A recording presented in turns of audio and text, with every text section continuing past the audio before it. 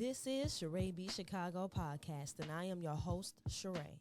As humans, there are many layers to us, and life has a way of adding to those layers.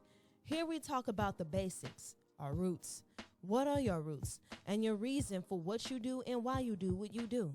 Is it your family, your birthland, or perhaps your faith? Whatever it is, let's talk about it. And remember to stay rooted. What's up, what's up, what's up? It's your girl, Charae, here on the CharaeBChicago podcast. I'm choosing to talk about marriage instead of relationships because everybody does relationships. Like, come on now. People don't even take relationships seriously, but marriage is serious, which is why probably so many people talk about not getting married. It's a serious thing. And for anybody to say, oh, we don't have to get married, we can stay together. And no, it's not that serious. It's just a piece of paper. BS. If it's just a piece of paper, why people who be together for like 10 plus years end up getting a divorce within the first few years after getting married? They've been together for 10 years. Now you telling me just because of a piece of paper you get a divorce? Yeah, that's what I thought. So it has to be something to it. And plus, I remember, I think it was, Chance Brown, Tabitha Brown's husband. He talked about how he didn't want to get married but changed his mind and talked about the difference and how it really truly is a difference between getting married and not being married. They were together for 5 years before they got married. It's something about that commitment that changed because now you're literally saying it. It's not like you're just sitting here like, oh, we're going to be together forever. Like, you're literally saying we're going to be together forever. I think what it does is, from the outside looking in, I think what it does is once you make it legal, there's no such thing as having one foot out the door. When you're together and you're not married, I believe there's an idea, there's something somewhere in the back of your mind, an idea where you can have one foot out the door. Now, that's not to say that people are not committed together if they're not married. No, I'm not saying that. Let's be real. There are a lot of people who do not make marriage seem beautiful, and I think it's because we do not approach it correctly. We don't approach it with how important or the seriousness of it. Like the seriousness of getting married. A lot of people want to just get married for the idea of having somebody around. And some people just want the wedding and not the marriage. You know, that tends to be women, so they say.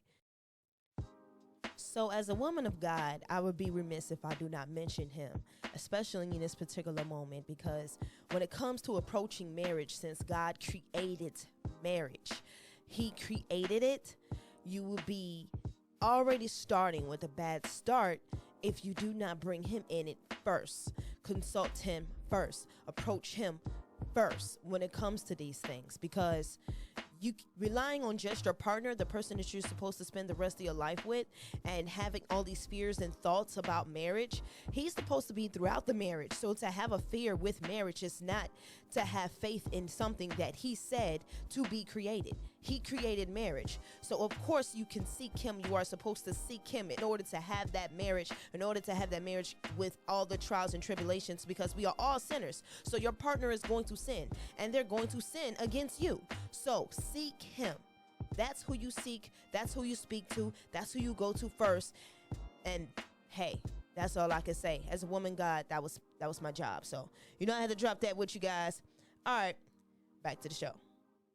So the wedding day is like just a day. It's a ceremony. It's a moment. It's just to declare to other people that you guys are going to be in this. But the real marriage, the real work, the real experience, what? That is something that I don't think you should take lightly. I think that every single couple who is thinking about getting married or talking about getting married before they do that should seriously seek a marriage counselor. I have heard it enough times where I'm like, "Ooh, let me make sure I do that myself." My mother has mentioned it to me, and I've seen a pastor who said it. He was like, I counseled this couple. I suggested they not get married. They got married anyway. And I think he said he's the one that married them. And they ended up getting a divorce anyway. And he felt so bad because he told them, like, look, y'all shouldn't be together. Y'all shouldn't get married. Like, he knew that was a couple that shouldn't get married. You really should seek a counselor when it comes to getting married and make sure they're non-biased. It is really important because you're going to spend the rest of your life with this particular person. This is not to be taken lightly at all. Michelle Obama said it herself, where in 10 years out of those 30, she could not stand Barack Obama. And those are good odds, though. If we're saying 30 years, only 10 of them you can stand your husband, that means you got 20 good years. And a lot of people, she talked about how people got upset because she said that. And it's like, do people think that marriage is cotton candy and roses, or they think this is supposed to be? I think so many of us do trauma bonding and stuff. Like, that trauma bonding is real. Getting with somebody or being with somebody just so they can make you feel better, they're never going to make you feel better. You have to worry about your own stuff. You have to worry about being comfortable with yourself, seriously, because that person is not responsible for your happiness. They're not. You're still going to have to go to bed, wake up, and everything with yourself. You're going to have to do that with or without them. So it's best to figure out how to do that with or without them. And being with that person is going to be just a plus. It's supposed to be just extra. It's the icing on the cake. It's like, let your partner be the cherry on top. You're supposed to be your own Sunday, baby. You got to make sure you good by yourself. Okay? Be some good old ice cream without the toppings. You don't need no fudge and cherry to be good ice cream. That fudge and cherries, that fudge and cherries is supposed to be the plus. It's the extra. It's the sprinkles. It's the extra thing. That's the thing that makes the better part of enjoying the ice cream. And that's what a relationship is. It's the extra part of enjoying life. You don't have to do life by yourself. I mean, it's human nature to want to be with people. It's human nature to want to be with somebody. It really is. So many people don't want to get married just because, or want to get married because of their own issues. Or some people don't want to get married because they realize they haven't sorted out their issues. There are a lot of people who are carrying so much baggage with them. And I know that for me, I definitely have done some trauma bonding relationships before. Like, I definitely have. And I'm so grateful that I have came out of that trauma mentality. It is like draining. It's truly, truly draining. I'm truly going to make sure that if me and another man is thinking about getting married, we are going to seek a marriage counselor, just so to do some fine tuning. Even if I think he's amazing and we're doing great and we always sort out our issues, listen, there's nothing wrong with some fine tuning. You hear me? Nothing wrong with some good old fine tuning. And that's what a counselor is. It's to help with some fine tuning. I suggest that you seek a counselor if you can, before you have to seek a counselor, and a whole nother reason why. Okay? Because there are people really getting divorced just because they're trying to find happy. And I pray for people who have small children or young children and are getting a divorce. If you're getting a divorce and you don't have children, okay, it didn't work out. However, if you guys are getting divorced and there's children involved, it's not just you two anymore. And ultimately, that's really what I think about. I really think about the children. If I get married and end up having children in the marriage, that's why I think about making sure that I make this decision correctly. And it's so hard for any of us to really know or understand if we're doing this correctly, because marriage has changed in so many different ways. Like at one point, people understood to get married because it was the thing to do. Some people stayed. Then you got people that stayed married because really the women, they had to stay because we didn't have some of the same rights. And then when you had the independent movement and people being single, they really didn't want to stay. Like the idea of marriage kind of changed again once the independent woman role came in. And it's like people really just think that it's better off to live life alone instead of going through a relationship. Now, I know it's work. And if you ask Chris Rock, he's going to say you're in the business of service. You're in the service business, okay? If you choose to get married. And I'll say if you're selfish, please do not get married. Don't put nobody through that, okay? Narcissists.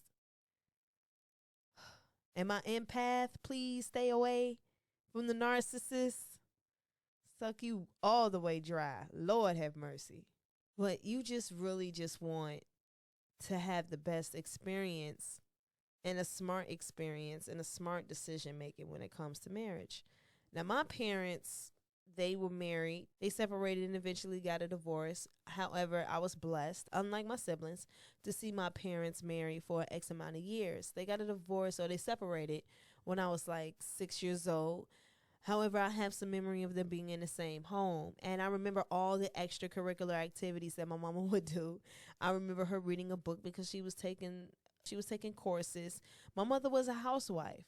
And watching her being a housewife and not really having much going on, I always told myself that if I was to be a housewife, I would definitely make sure I have a part-time job, part-time gig or something. I will be having something going on, okay?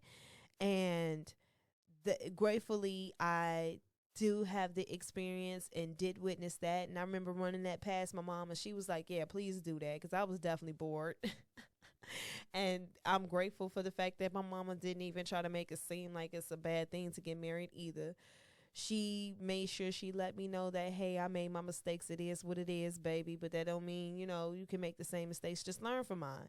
I remember my mama really saying that verbatim. Like, just learn from my mistakes. You're going to make your own mistakes, but just learn from mine. However, watching my parents do that, like, cool. And I think me taking so long to have children in the first place is one, because I'm not married. I just believe if you're going to have children, you need to be married. That's just how I feel. Sue me. I don't care what you say. It is what it is. I believe in that wholeheartedly. I feel a need to expand on this real quick. The reason why I say that I have to be married in order to have somebody's child is because of the pressure that happens to a woman, to her body, and the risk that happened with having a child.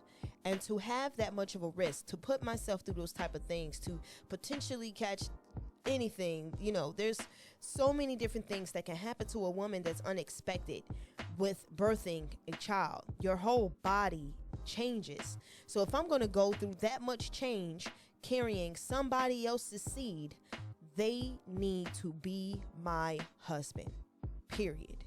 Why do it for a man who has not proclaimed to have me as his responsibility? Yet I'm taking on a huge responsibility that is going to change me, and it's going to connect us for the rest of our lives. If we're going to connect in a way for the rest of our lives through someone else, why not already be connected for the rest of our lives? It only makes sense. Logically, no matter what your faith is. Be that strongly bonded to somebody, yet not be that strongly bonded to somebody.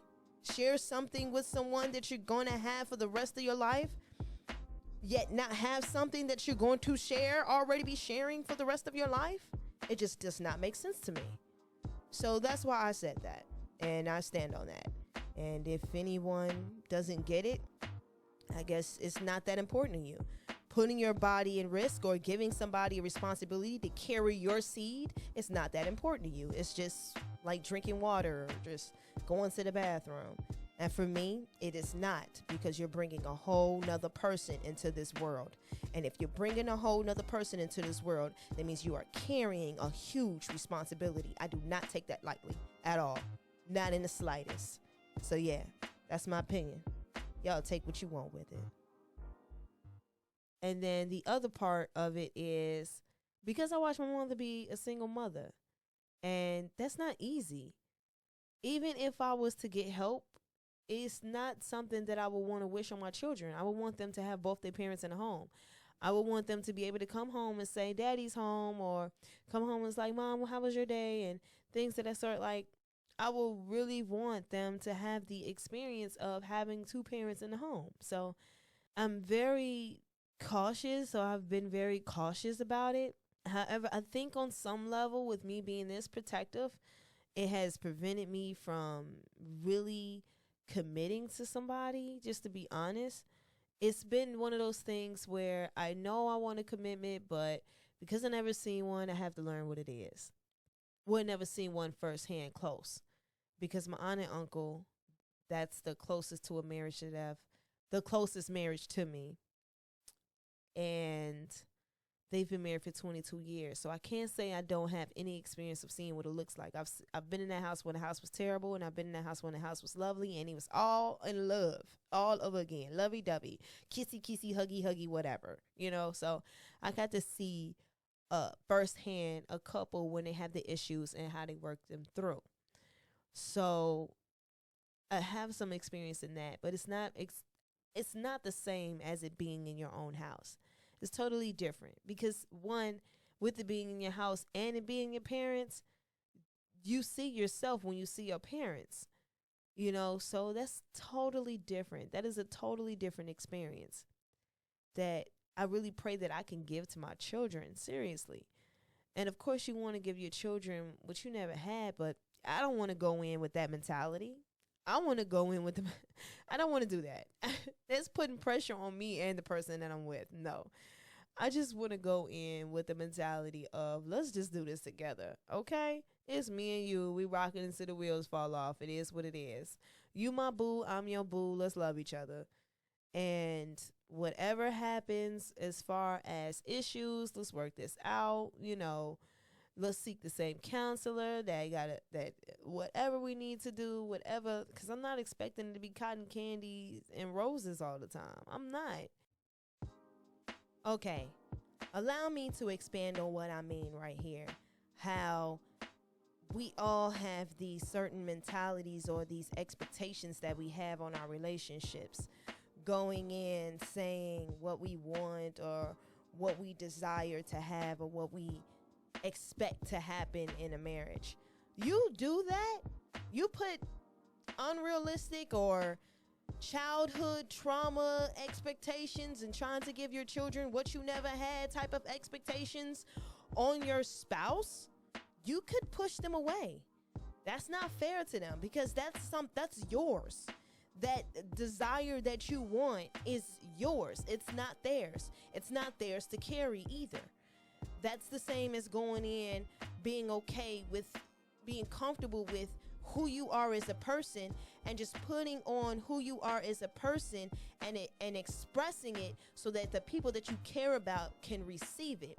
If you go in with a certain expectation, it takes away the attention that is needed for you to embody the very thing that you want to profess and want to live through. You seek God first because God is the main source. So since God is the main source, he's going to give you the things that you need, give you the wisdom that you need in order to do the very things that you desire. He knows your heart. He knows your desires. He knows what you want. So since he knows those particular things, having certain expectations and putting them on your spouse is unnecessary, because God is the ultimate say-so. He has the first and last word. So go in just loving your partner. If you're focused on just the partner and your marriage, then everything else shall fall into place. Keep God first. then the marriage, then the children. Because the children is a manifestation, they're a physical expression or example of you guys' love. That's what your children are, because your children are God's kids first anyway. So since they're God's children, you are taking care of, you are guardian over God's children until they leave the nest. And then what happens after they leave the nest? It's going to be just you and your partner. So that should always be number two, because God is first. So number two, okay? Just wanted to make sure I share that. You know, those expectations really do kill marriages as couples. You know, they'll let you know. They'll let you know. All right, you guys, back to the show. I pray for the ones that go through it. I'll say this. I think that what can really break a marriage down is if it's only one person working to make it work. That is when it's like, yo, I don't know if this is going to work, because I can't want to break this relationship better, this marriage better by myself. That's humanly impossible. It takes two to tango. So that's where you really got to figure out, or even if you want to figure out, why your partner has checked out and on what level of checkout is their checkout. Like, is their checkout like they engine their clothes out of the house, setting up nests somewhere else? Or are they checking out like, I don't think you want this, so I'm not sure if I do? Is it that kind of checkout? That's why they say communication is so important.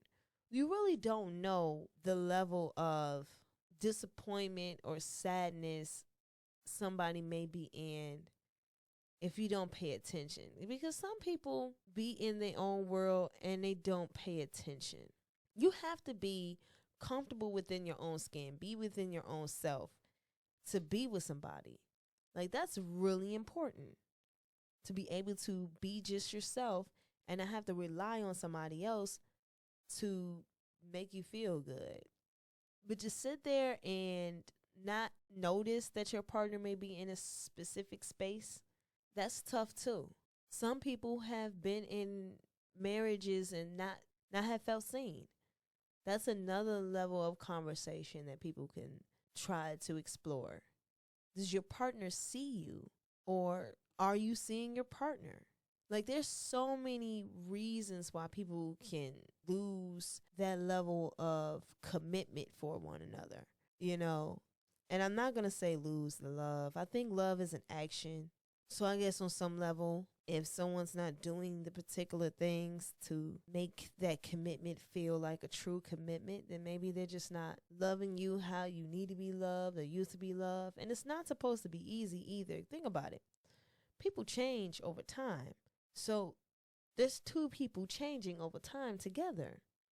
And you pray that you evolve together. You pray for that. You pray that you both are changing, and whenever that other person is changing, you can acknowledge it and work things out or continue to thrive. I think people are on some level afraid of that particular commitment because it is a lot of work. I think also some people just don't know what commitment looks like for another person. I just pray sincerely that I run across mine and they're just really understanding and appreciative of who I am, what I do, and what I bring to the table. And I pray that I get to see them the same, who they are, what they do, and what they bring to the table. Seriously, because it's like you really do want to make something work if you truly made that commitment or made that choice to do so. Like, it's not supposed to be one of those things that you just do. Like, oh, let's just get married. I remember somebody said that. He was like, yeah, it was like something to do. I'm like, something to do. And now you're talking about like 6 months later, it was talking about getting divorced. Now divorce is something to do. And this stuff ain't cheap. Like, this, I think that's the part that's killing me. Like, you have to pay for a marriage license. And then you have to pay to get a divorce. Like, that's just money. And I'm too cheap for that. So, first of all, if we about to spend money on a marriage license, I need us to be for real. We have thought about this. We have put our, we have really did what we had to do to really come to this conclusion for me to spend my money. I'm just paying 100, okay? I'm just gonna be honest. If I'm spending my money, baby, we thought about this. we we really took our time. Like, this is not a game. This is what we're going to do. We for real. Because I would much rather spend money with you in the marriage than later talking about something else. You know, like, let's just spend our money once, babe. Like, just once. I just want to spend the money once, just one time. Okay? One time. And we ain't got to have no big old wedding if we ain't got the money for it. People be paying for marriages. People be getting divorced and still paying for the wedding. Like, Lord. Priorities, please. I'm just saying. Just so they can have an extravagant. Now, I will say this. I have seen big weddings look like. They be looking so nice. So I understand why people want to do it, especially women. You feel like a princess that day, going to be a queen. I get it. I get it. It's just, man, we maxing out no credit cards just for one day. You know, for a dress you're going to wear once that you may not pass down to your daughter. Like, are we at least recycling this? Listen, when I say I'm cheap, we go to the courthouse, baby. I don't care. Let's spend them few $100s on the license.